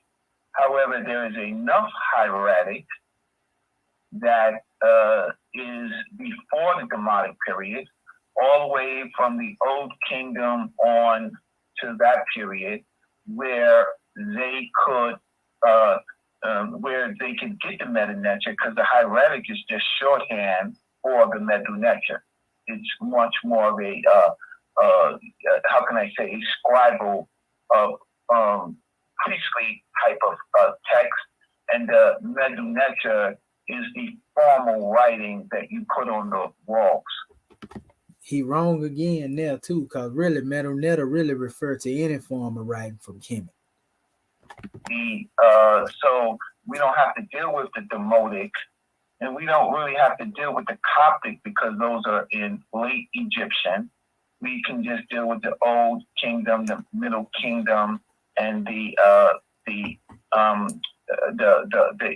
18th dynasty onwards, right? What they call the New Kingdom. So hieratic is just simply a scriptic form of Medu-Neter.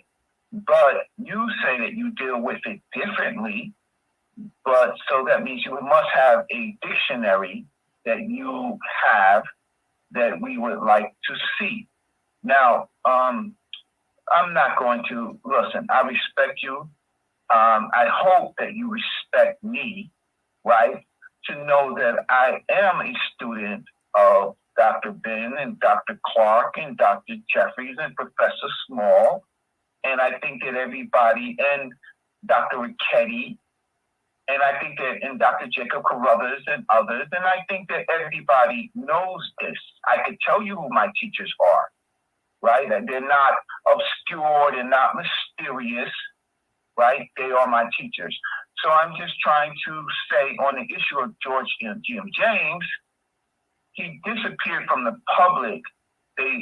For years, the ordinary people did not know what happened to him, but his family did. Ultimately, the family was contacted.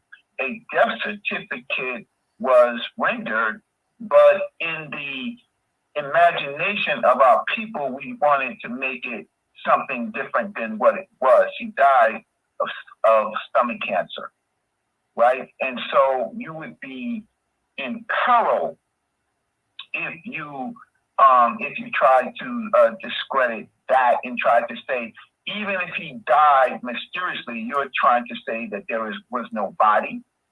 The versions of the stolen legacy that we have, though. Now notice he said that he disappeared, so evidently it wasn't no body. Just like it wasn't no real death certificate, it was forged. Those versions are, how can I say, old, and those they many of them, there's been many revisions of that sense. So we will continue to talk. But I do want to say that again, that it was the I understand what you say about the Sufism. I do completely understand that, right? And I do understand the break with traditional Islam. However, that kingdom was Islamic. So we could continue to talk. I'm pretty sure other people will want to call up and talk about some things, but the dictionaries that you did show were dictionaries that everybody who studies the meta nature actually uses. So we don't see a problem. We see a problem with some of the dictionary items, but we don't see generally a problem of the decipherment. So we could continue to talk. Hopefully the things that I told you in short, maybe you might look it up and then we could talk again further. Is that fair enough? Yeah, all is well, brother Reggie, and I don't see you as an enemy either, brother. I just, that's just my delivery. I get a little animated, but okay. Like I said, we working with what we got. And I think that what we need to do, because this ain't just dealing with this particular work, bro. The European has touched everybody's text. And I was talking to Sarnett about that earlier. Bro, I'm trying to retranslate everything, and this is for the sake of our people. We ain't got a library of Alexandria, Timbuktu. Well, they actually got books that ain't been translated from Timbuktu. But it's time that we rewrite our own history. You know what I mean? Okay. And yes, I have a source where I can draw demonic. Matter of fact, I'm teaching right now on it. We talk from the Arabic because we tracing ourselves back through the language. Went through the Coptic, and now we're dealing with the demonic, which you can go on my page and see the video and you'll see all that. Like I'm talking about actual demonic words and breakdown without the pictorial glyph or anything now. The pictorial glyph has its place, but there are more formulas and codes and metaphysics to be understood by those things, than it is to be taken as it has been taken. So that's a whole nother story, but we can build on it. As far as our brother G.M. James, we're going to let the brother rise in power, and we don't have to go back and forth on it.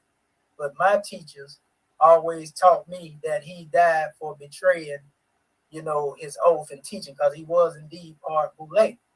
And he told the fact that we were God. We come from the Most High. He went against the Greek institutions when he taught that stuff. And so that's where a lot of that come from. So it's not nothing that has to be argued. Well, let me get Reggie. Go ahead. Let me pay Reggie back a little something, because this is what we do. This is my brother. I love Reggie. Yes, sir. And I got to say, I am ashamed of you, Dr. Reggie. Just like you was ashamed of me, right? I am ashamed of you, Dr. Reggie. And the reason I'm ashamed of you is because you yourself said he was missing for a while. No one knew where he was.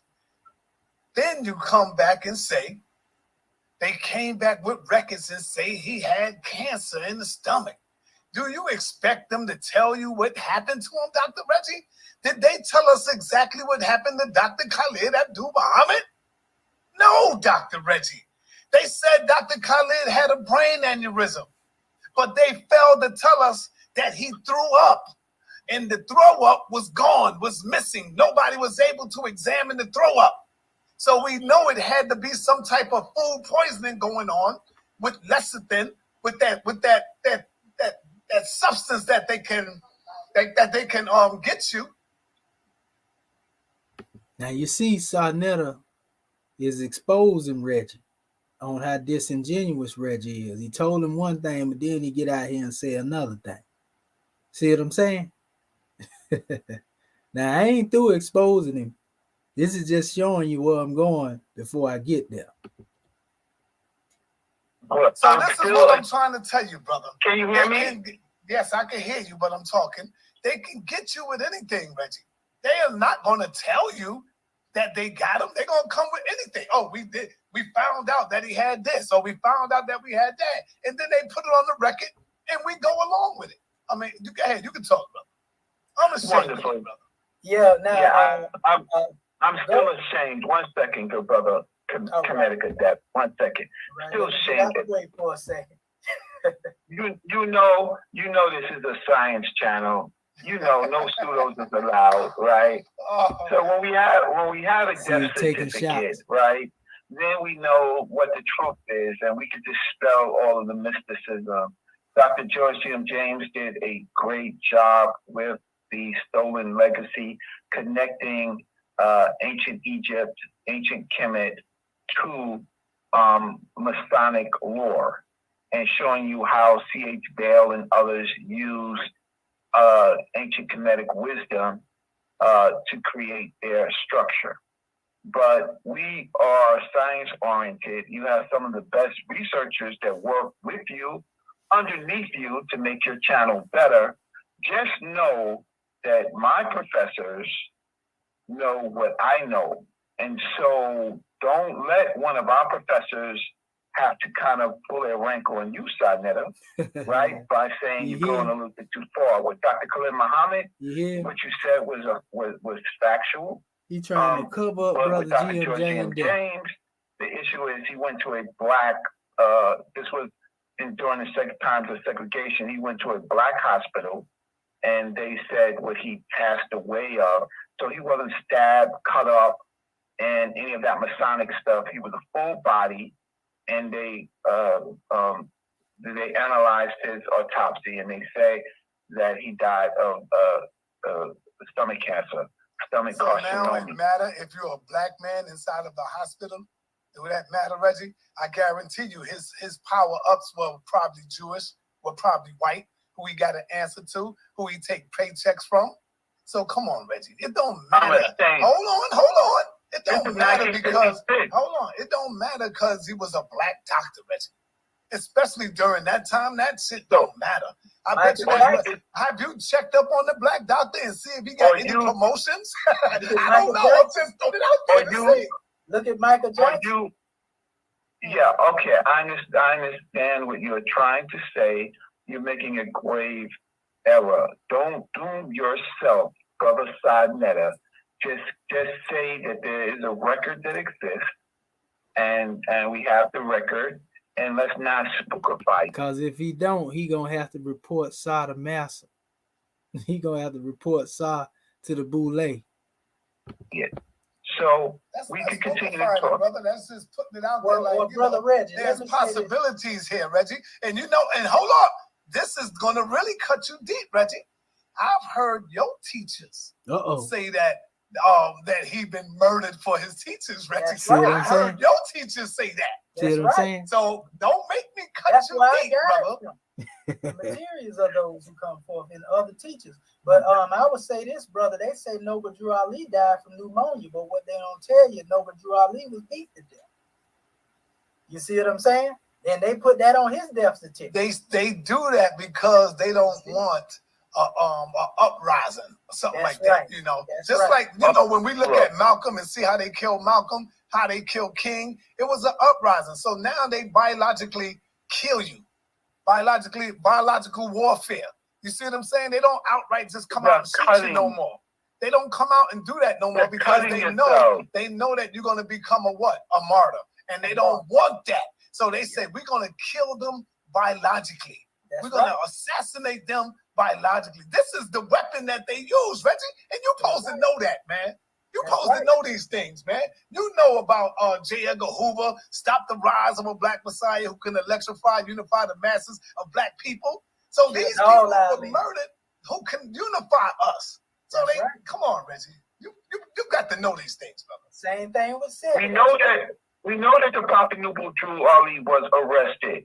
We know that they put him on ice, as they say, a block of ice. That's right. We know that he was beaten. But some Moors try to keep that secret, bro. And it was put in his death certificate by Moors that he died from pneumonia. You see what I'm saying? That's a more problem. That's a more problem. Yeah, but I'm just giving the example, though, that it can be done in any way. Sarnetta telling you right, bro. But I mean, whatever the case may be, you know, our brother did a good work, so I don't feel it's something to be argued over. Right. I'm just trying to say he did his good work, but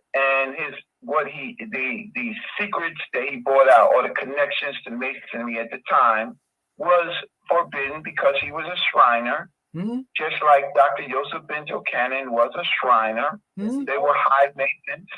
They were high Masons, right? And there were some things that they could not say with their Masonic.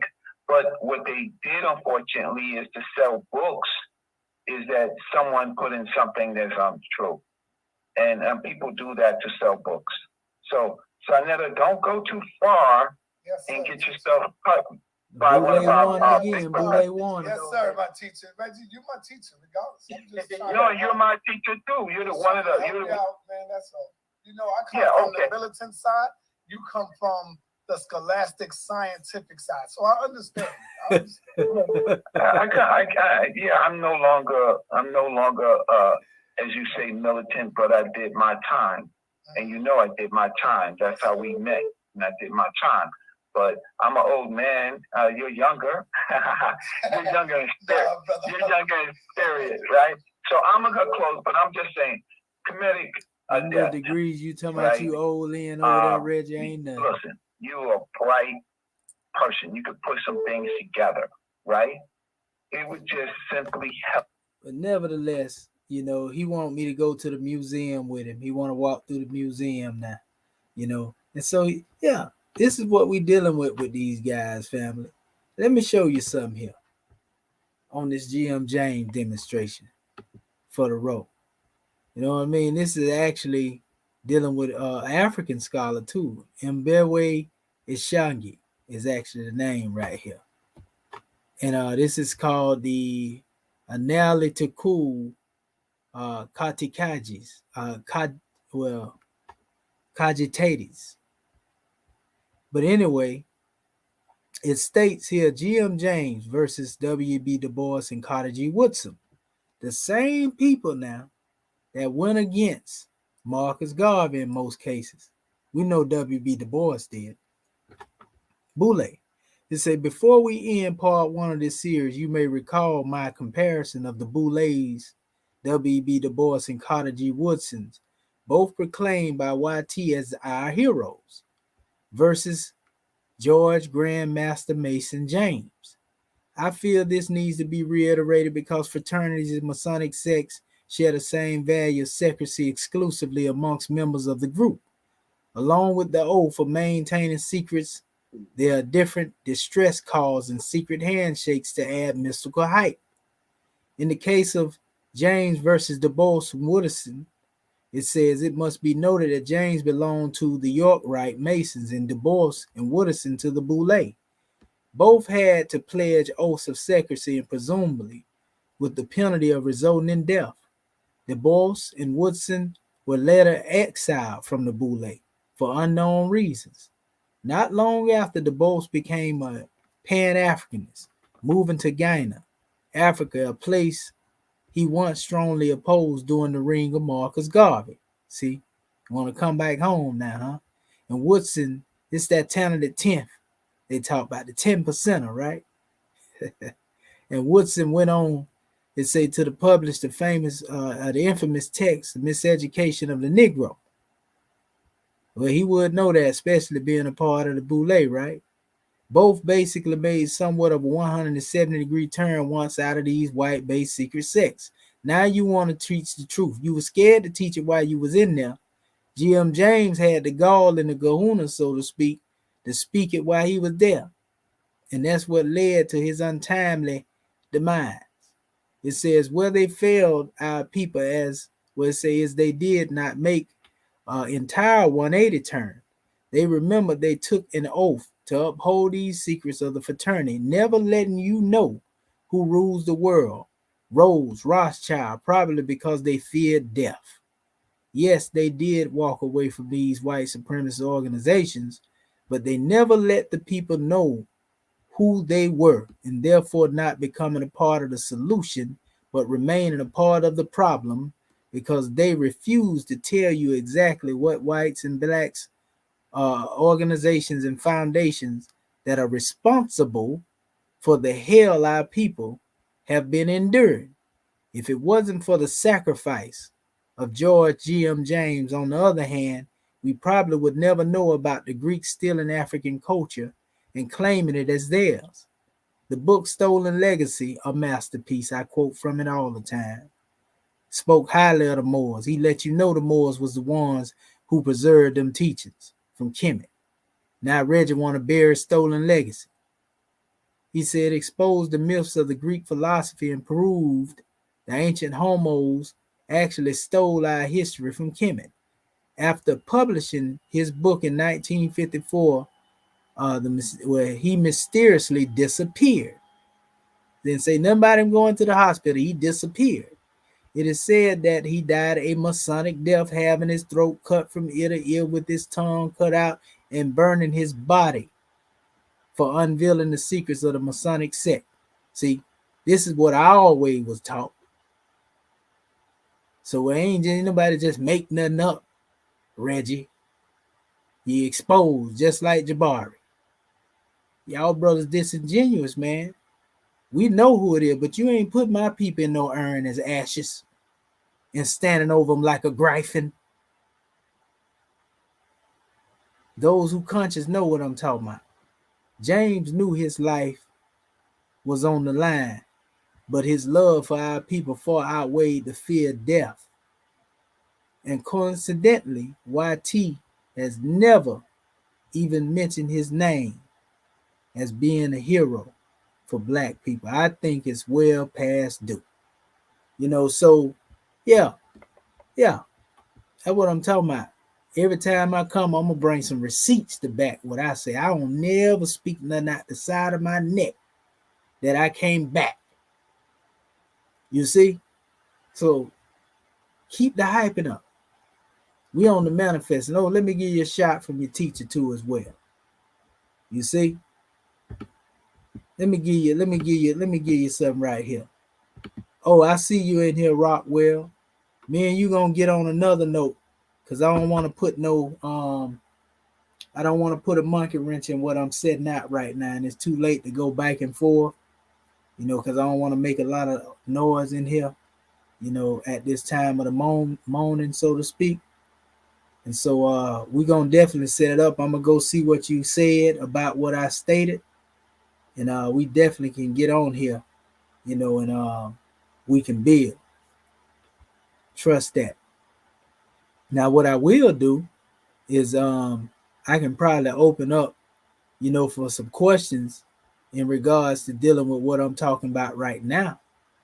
But, as far as trying to get into the back and forth about who the Mari is and all that right there, a lot of people didn't even know who the Mari was until I started speaking on it. And I'm not talking about, the Greek so-called concept that y'all like to speak of when I show you who the real Greeks is. I'm talking about who the Mari is. Well, you're wrong for disagreeing with the M&R glyph in Kemet, brother, because that's where it come from. It come from Amun-Ra. He was known as Mar, my brother. You can't change that. That's in the history. And you know what? I'm gonna show you something in a second right here. So here's some brothers like if you want to, the brothers who want to know about those who actually spoke highly in regards to dealing with certain people, here's one of Reggie's teachers. The Visigoths speaking on the Moors, John Henry Clark. Themselves. The dissident element in Spain would do something white people rarely ever do. They would sneak across into Africa and tell the Africans how weak the whites are. And said they are so weak, if you want to conquer them, it's an easy thing to do. Cabral would send a testing army, about 10,000, just to test their lines. You find it is easy. Then later, General Tariq Jabal, 60,000. He'd take Spain. Now, this is purely an African conquest. Huh? You're not dealing with the Arab conquest of Spain at first because the Arab... What did he say? This conquest dealing with General Tariq is clearly an African... See, you got some explaining to do, Reggie. You're disingenuous. That's why I say y'all selective researchers. Y'all got so much hatred in y'all for the Moors to where you will go against even what your own teachers say. It's a whole measure right here with this brother going in on the Moors, talking about how great they was. You say you saw that defeat of this man? I doubt that, Brother Reggie. Arabs were not there at first. The initial conquest of Spain was Africa, not Arab. Ain't that's what I told him on the call? Then I tell him that General Tariq and them went to war with the Arabs and pushed them back. And see, this is where y'all getting that misinformation from, brother. G.M. James said it was the Moors who took the teachings out of ancient Kemet across North Africa. Brother Smash. You see what I'm saying? All I'm doing is confirming what he said. Now I'm going to come out of here because I ain't got to go through this whole thing with our brother. Y'all can look at the rest of what John Henry Clark said.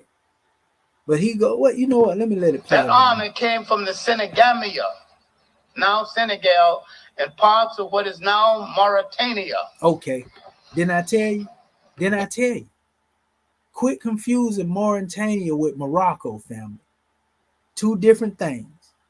The Mauritanians are not the Moroccans, family. Mauritania, though, is the ancient origins from whence the Moroccans come. Mauritania is older than Morocco. It was established by the Moors. That's why the root Mari, which comes from the term high priest of Anu, because these high priests came from the 13th intermediary period. The dynasties where the Libyans crossed over. Let me show you what the Libyans look like so y'all don't get that twisted either. And this is where the Moors come from, family. These was the same people that came into Carthage that was known biblically as Puttites. You see, these were the same people that went into that particular area, family. So we're going to set the record straight so that you know, you ain't dealing with no rookie with this history right here, family. I've been doing it too long. You see what time I'm up? You know how long I've been studying this long, family? Do you know how long I've been sitting up? I've been studying 30 years straight, family, this time in the morning. So you think out of all them years and all these books I got over here, I ain't got nothing out of you crazy. These are the Libyans, family. Look at the headdress he got on. It's something you don't notice about the head. You see that feather in it? You see this brother here? Look at him real good. Look at that feather in his headdress. Look at the feather in the headdress, right? Look at these ones, right? Coming from the same period that I'm telling you about. Now, let me show you something. So, y'all, I want you ain't never seen it like this here before. You see that there? You see what Noble Drew Ali got on his head? He got the same thing on his head, and that actually kind of looked like Noble Drew Ali if you want to really go there. But he got the same thing on his head that came from there. This is not Masonic. This is not Shrineism, family. You see that right there? That come out of the temples of Nubia. You see they have the feather coming up out of their head? You see the sash around him? Yes, sir. Yes, sir. Now you can reject it all you want to, but the general opinion of men will never alter the nature of the truth. Now, what did Noble Drew Ali say about this attire? What did he say about this attire? Sister Whitehead L stated the Holy Prophet said this is not a social organization. It's a divine and national movement. By you being born here don't make you a citizen. Look, what I have on now, this was handed to me by the government. It represents the royal prince. You know good and well he wasn't talking about the United States government, because they don't dress like this, family. He was talking about the government in the East, because he went to the city of Fez. He went to all these places right here. You see? And that's where he got that attire from. Facts. It was the Indus Kushite Valley that really preserved this type of dress, and that's why the people of India dress like this. You know, in the Sherwanis. You see? In the pagris that he has on his head here. All of that come from the Meroe Kushites, the Nubians family. That's where they get it from. Because the original Indus Kushites also come through the Mauryan Empire, which were the Moors of India. Facts. That's what Ashoka was. Prophet Noble Drew Ali talked about Ashoka. We ain't making this stuff up, family. It's the real deal. It's the real deal we over here talking about. You feel me? So when I give it to you, I'm going to show you the receipts every time. You can't debunk that or refute that unless you just got so much hatred in you, you just don't want to see the truth. And I ain't mad at you. You can believe what you want to believe. But again, the general opinion of men will never alter the nature of the truth. When I teach unity between my people. We ain't trying to convert you to no religion. Not over here in what we demonstrate. We tell the truth over here in what I demonstrate. I'm not a part of the Moorish Science Temple. Nothing against the Moorish Science Temple. All due respect to them. My teacher, my adept teacher, was taught directly through the line of Prophet Noble Drew Ali. And everything we got comes straight through that lineage. So we got a lot of things that the average Moor in the temple don't have. Facts. So it's a lot of things our Moorish kin is falling behind on. That's why they couldn't tell you about this stuff we talking about now. Because they wasn't given the history. We don't hold that against them. But they couldn't give you this. No, the Most High put it, that burden upon me to try to tell y'all who the Moors really are. Not so that you got to follow it or nothing like that. But I'm just telling you who they are. You can buck and say you don't, that ain't who they is. And, you know, that's your opinion. But let me show you some truth from somebody from Africa and what they had to say about the Moors. We're going to see what somebody in Africa had to say about the Moors. You say that the word Moor, brother, don't go back to the brother in, you said don't go back to Egypt. I beg to differ. I got the proof to prove it, but I'm going to let you hear this brother right here that was going up against the Haka Bay. And look at what he say. Listen to what he say. Back in time. From Africa. Watch this. If we go back in time into the ancient Egyptian, and we go into the Egyptology, we find that the Moor of Ani, which is a high priest. Huh? That's the word Moor. What? What'd you say, brother? We don't have a problem with that. I don't have a problem with that because those are my ancestors. But some people, they consider anything as BC as Jahiliyyah, what they call ignorance. Okay, this is a brother that's a Muslim, Orthodox Muslim from Africa, bro. And he's saying the same thing that I've been teaching for the longest. I don't know this brother, never heard of it until I seen this going on, this discussion here. You see, this man from the homeland, from the continent. So that's another lie I debunk. And also Dr. Clark backed me. And then we got the good brother here, Renoka Rashidi. This is Ishmael. Ishmael is a traditional ancestor of the Arabs. This is a depiction of Ishmael from near Medina. Ishmael is the son of Ibrahim or Abraham. He has a black mother named Hagar, an Egyptian woman, and this is a very important piece. Again, he is considered the traditional ancestor of the Arabs. Now, we've heard a lot in the last 24 hours or so, a little longer than that, about the Syrians. And we saw the mural from at the Alhambra that supposedly was of Syrian origin or people from Syria, but this is a black man in Syria too. What I'm trying to do is just show you that Africans permeated all of these parts of the world that had a direct relationship on Moorish Spain. And that's what people don't get right there. And this is a small bust. It's about this. See what I'm saying? And this brother giving a whole history on this right here. You can disagree with him. You got a right to. But we got to get beyond disagreeing with somebody because we hate an ideology. That's religious gang banging, family. That's immature to me. I don't have to disrespect somebody because I don't agree with them. You feel me? And try to justify that. That ain't no different than what the European do to our people. I'm way beyond that plane right there. I use my knowledge to unite my people and point out the people that's acting like they want to unite our people that's really trying to take them back into slavery. See, unlike most of you cats that's on here that be talking, I done really slung iron at this beast. And I don't say that to brag or boast. I done went fisticuffs with it for you so-called revolutionaries out there. That's the difference between me. I really lay this guard down for my people. For real, for real. Why some of y'all want to stay on this plane of things made manifest because you think this all it is. That's the difference between me and all the one that's out here talking.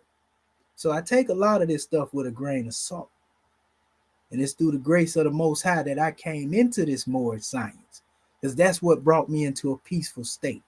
Because if I was still rough, rugged, and revolutionary as I was in my youth, it wouldn't be a real good thing. I'm just being honest with myself. You know, just being honest with myself.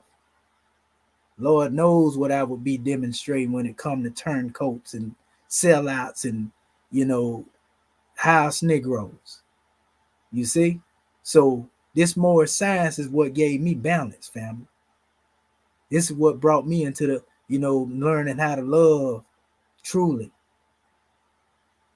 And put all the other naught aside. It allowed me to see the God in my people, no matter who they is. You see what I'm saying? So what you got to do is do what's best for you, family. You know, nobody can say anything that'll ever shake my foundation, what I believe, because I know, I studied. I didn't just take what my teachers taught me. I don't be going out there talking about this brother taught me, that brother taught me. I don't be boasting like Reggie do. I learned under some powerful people too. I was taught under people directly that was taught through the lineage of, you know, the Shakars. When it comes to, you know, that type of history. You see what I'm saying? When it comes to deeper knowledge, I was taught by people that's teaching at the palace of Saudi Arabia right now. You don't hear me boasting. You don't even hear me saying what my position is in the structure that I'm a part of. All I do is I give honors because none of these other things are of no worth, family. Every time somebody try to build up a block to bring our people together, you got a Negro coming behind them trying to tear it down. That's enemy activity to me. That's agent provocateur activity to me. Who sent you? Huh? Answer that question, because I'm really about my people. I can prove it. You know, so, and like I said, I dropped the guard for my people. While y'all scared to death trying to live forever, if it come down to it, I'm willing to drop the guard for my people. I don't say that just talking, because actually I already passed for them before. as a young seed, a baby.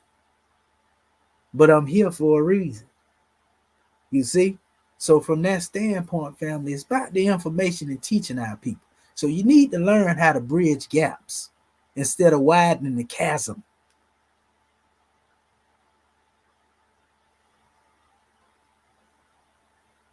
Just because you disagree with somebody don't mean you got to beef with them. You know, if it's really that bad, you know what I mean, then go see about the individual, talk to him, and have, you know, have a sit down or whatever the case may be. You know what I mean. You know, other than that, you know, if you see people that's demonstrating harmony, like them people love what was being presented to them, don't go behind something trying to tear up something just for the sake of tearing it up, especially when you can't disprove it. It's based on your opinion. Half of y'all talking about Kemet and Metal Netta don't know what Metal Netta is. You don't even know what Metal Netta is outside of what E. Wallace Buzz told you. And you don't know who you're talking to. Because I've been sitting out here building with my people. I done stood in the circle of Hebrew Israelites 30 years ago, family. 30 years ago. Facebook didn't exist then. YouTube didn't exist then, family. I'm not some new kid on the block. Maybe to y'all I am. I've been doing this. And so I see Reggie and Jabbar, nothing against them brothers. But where they seem as if they are the champions of the world in your eyes, I see through it because I studied too much. That's why they can't see harmony. No matter what I stand on, I see harmony in what other people demonstrate. I see my Hebrew brothers and know what they talk about, and I honor them for that. I see my Kemetic brothers that's really living my art. I love them for that. You know, if I got some brothers that's even still in the Christian, I don't follow the church or nothing like that. You know, I'm way beyond that particular mindset. But I love my family for whatever they trying to do to get up out the state they in. That's their business. That's their growth. They unfold as it's meant for them to unfold. My duty is just to put the truth out there. Now, what you do with it after I put it out there, that's on you. I ain't gonna stand over you, try to beat you over the head with it. You know, we demonstrate like this because we swift angels over here. And an angel don't care what the drops fall, and they duty and their obligation is to make it rain. So it ain't my fault if you get wet and you didn't like getting wet. Maybe you should have had an umbrella. You see, but nevertheless, my duty is just to bring the truth and keep it moving. We ain't gonna tear it long though. We ain't gonna keep going back and forth over the same thing over and over again. Because we got 60 million people that need to be saved, that need to hear this truth.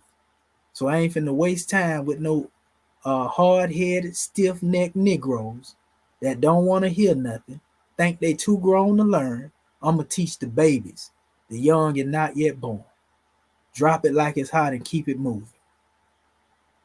And it's all right. Yeah, y'all all right in having a position that you got. I ain't mad at you. I don't hate nobody for disagreeing. That's why you see me smiling even with Reggie. Because I know he don't know what I know. And I don't say that in an arrogant way. I'm listening to what you're saying out your mouth. You think you demonstrate science and scholarship, but I'm hearing Eurocentric philosophy coming up out of you under the guise of calling yourself Kemetic in science. Stop it. So with that being said, family, we late. I got to get up and go get on this job, and we definitely gonna look at you though, Smash, and we gonna draw on this mention. Yes, sir. You say, what if you trying to build me up, grand man? I think it might be the other way around. When the student is ready, the teacher will appear. When the student is ready, man, the teacher will appear, my brother. You know how long I've been on the manifest doing what I do. I don't say that arrogant. I can sit here and listen to people. I listen to my family teach every night. You ain't trying to build me up if you ain't talking about self-determination. If you still thinking in lines of being up under somebody else's government and subjugation, we on two different planes. You feel me? So yeah, we gonna build, brother. We gonna build. I'm gonna go look at your video, you know, and yeah, it's at 3:40. I gotta go lay down. The God woman gonna be calling me in a minute. But we gonna build, brother. What's your name on the book, or just send me a message or something, so we can draw on this here, and we'll go on a neutral platform, and we can go back and forth. But all is well, peace and love. I just wanted to set this out to bring some clarity.